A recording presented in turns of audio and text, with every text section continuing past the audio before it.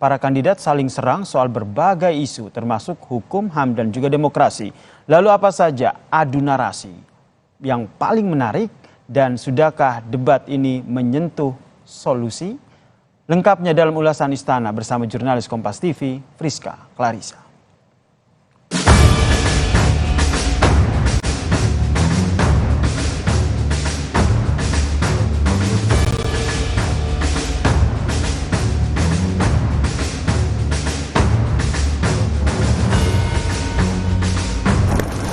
Calon presiden dan wakil presiden telah melalui debat perdana.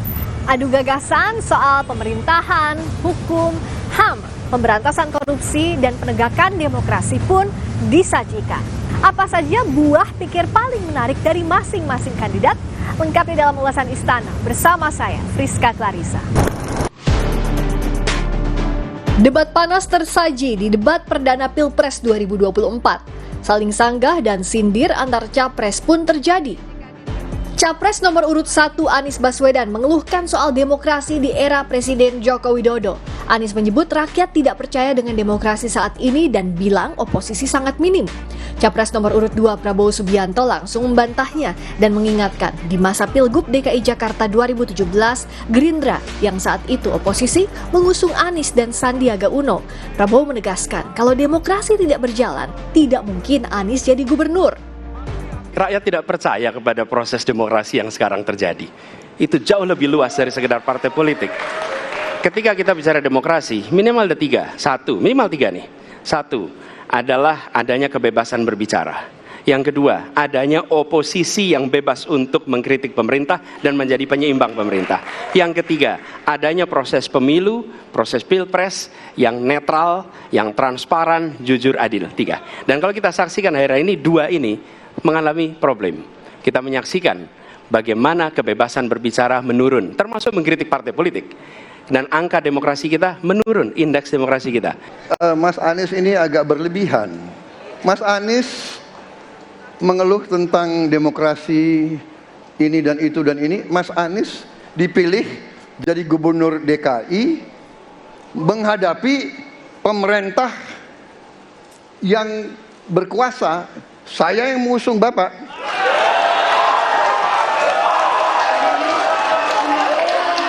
Kalau demokrasi kita tidak berjalan, tidak mungkin Anda jadi gubernur.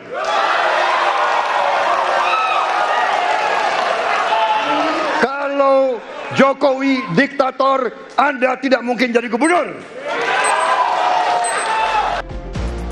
Berikutnya, Capres nomor urut 2 Prabowo Subianto menanyakan soal kelangkaan pupuk yang terjadi di Jawa Tengah dan menyebut sempat mendengarkan keluhan dari para petani yang kesulitan mendapatkan pupuk.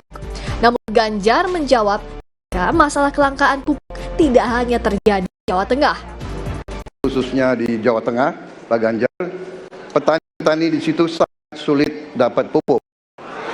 Dan mereka mengeluh dengan kartu tani yang Bapak luncurkan, ini mempersulit mereka dapat pupuk. Jadi sebetulnya mereka ingin pupuk itu pengadaannya disederhanakan. Untuk Pak Prabowo saya harus mengingatkan Pak, pupuk langka terjadi di Papua Pak, pupuk langka terjadi di Sumatera Utara Pak, pupuk langka terjadi di NTT, NTB, Kalimantan Timur termasuk bensin. Mungkin Bapak sedikit agak lupa untuk saya bisa mengingatkan, karena Bapak pernah menjadi ketua HKTI. Pak, data petani kita tidak pernah beres. Maka kalau kemudian satu data petani itu bisa kita kelola, maka distribusi pupuknya harus bisa sampai dan tepat sasaran.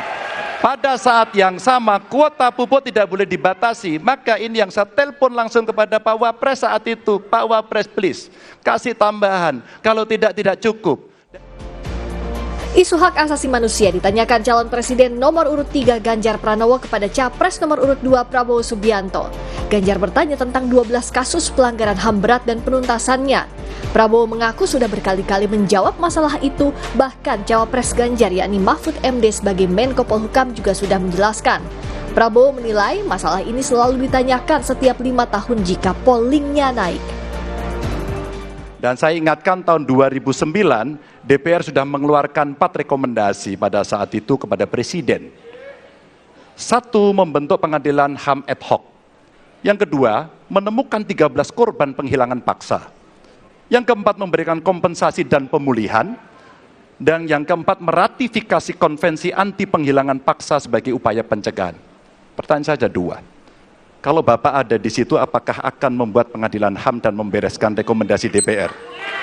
Pertanyaan kedua, di luar sana menunggu banyak ibu-ibu, apakah Bapak bisa membantu menemukan di mana kuburnya yang hilang agar mereka bisa berziarah?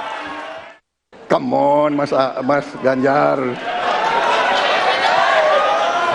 Ya, jadi saya tadi katakan, saya merasa bahwa saya yang sangat keras membela hak asasi manusia. Nyatanya orang-orang yang dulu ditahan, tapol-tapol,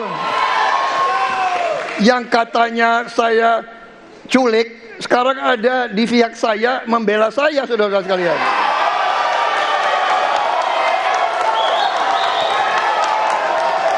Jadi masalah HAM jangan dipolitisasi, Mas Ganjar, ya. Menurut saya, ya. Saya kira begitu jawaban saya.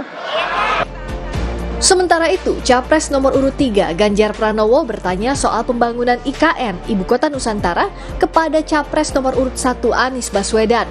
Ganjar menegaskan apakah sikap Anies menolak pembangunan IKN? Anies bilang permasalahan di Jakarta harusnya diselesaikan, bukan ditinggalkan, dan mengkritisi pembangunan IKN yang ia sebut tidak melalui proses dialog publik. Apakah boleh saya simpulkan kalau begitu, Mas Anies dalam posisi yang oposisi terhadap beberapa kebijakan termasuk IKN, menolak IKN dilanjutkan? Terima kasih. Inilah salah satu contoh produk hukum yang tidak melewati proses dialog publik yang lengkap. Sehingga dialognya sesudah jadi undang-undang. Dan ketika dialognya sudah undang-undang, siapapun yang kritis dianggap oposisi, siapapun yang pro dianggap pro pemerintah. Pengamat politik menilai debat perdana bukan lagi saling sindir, tapi saling tembak narasi antar capres. Namun yang jadi catatan, belum ada solusi rinci dari gagasan yang disampaikan. Debat perdana sudah membuat situasi atmosfer politik sudah semakin menghangat. Saya pikir tadi bukan saling sindir, itu sudah amunisi yang saling tembak satu sama lain. Dan artinya bisa saja menimbulkan luka yang kemudian bisa merambat ke basis pemilih loyal di akar rumput. Tetapi di saat yang sama saya pikir betul tim sukses harus betul-betul bisa menerjemahkan. Karena tadi itu tema-tema besar. Dan yang disampaikan seringkali itu sifatnya bisa agak gimmick, juga mungkin ada ego yang tercungkil, tetapi dalam konteks tawaran solusi, bicara tentang pemberantasan korupsi, detailnya apa? Adu gagasan jadi bekal wawasan pemilih menentukan pemimpin pilihan. Jangan lupa cek data dan fakta, apakah janji yang diberikan logis untuk dilakukan. Rizka Clarissa, Wandiansen, Kompas TV, Jakarta.